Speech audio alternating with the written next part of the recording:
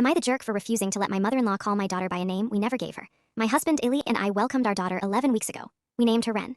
It's a name we picked together during a long drive back from his cousin's wedding, back when she was still just a shape on an ultrasound photo taped to our fridge. We loved it before we even knew if she'd have Ellie's dark hair or my freckles.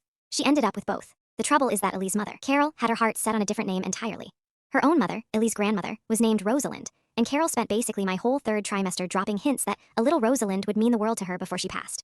We told her gently, more than once, that we loved the idea of honoring Rosalind, but Ren's middle name is actually Rose, which we thought was a sweet nod without erasing the name we'd already chosen. Carol said that was fine in a tone that made it very clear it was not fine.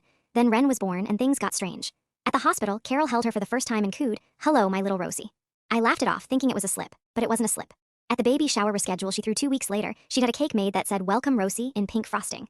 When I pointed out as calmly as I could that our daughter's name is Ren, Carol waved a hand and said, "Rosie is just what I'll call her. Grandmothers get a nickname privilege."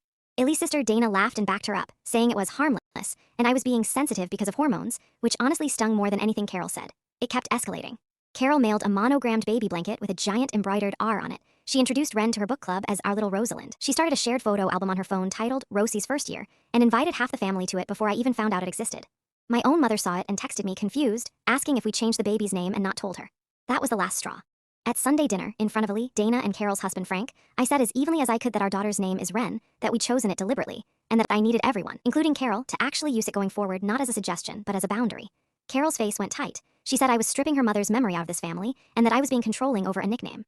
Frank stayed quiet and stared at his plate. Dana rolled her eyes and muttered that I'd made it weird. Illy, to his credit, finally spoke up and told his mother the name was final and asked her to respect it, which only made Carol tearier and quieter for the rest of the meal. Since then, it's been frosty. Carol sent a group text to the family saying she felt erased and that she didn't understand why honoring her mother was suddenly a crime. 2 aunts have quietly reached out to me since, one saying I was right to set the boundary, another saying Carol's grief over her mother is real and I could have handled the cake moment with more grace instead of confronting her about it at dinner in front of everyone. Illy says he's on my side, but wishes I hadn't brought it up at a family dinner, that a private conversation would have landed softer. Dana isn't speaking to me at all right now. I don't think I did anything wrong by wanting my own daughter's actual name used and respected, especially after the photo album stunt.